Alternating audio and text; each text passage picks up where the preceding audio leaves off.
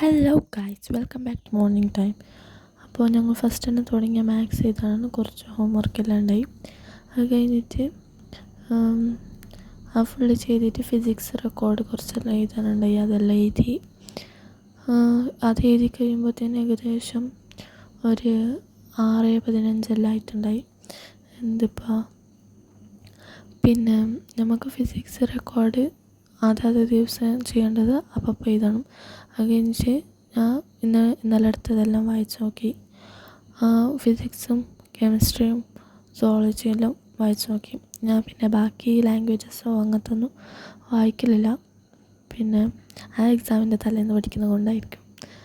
പിന്നെ അതെല്ലാം വായിച്ച് ഒരു 6:30 ആയിട്ടുണ്ടായി.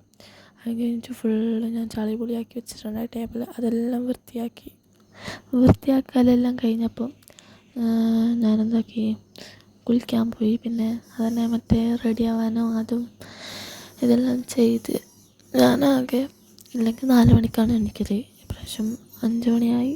എന്നാലും സാരമില്ല, രാവിലെ ആയല്ലോ. അപ്പോൾ ഇത്രയേ ഉള്ളൂ. Bye bye, Tata.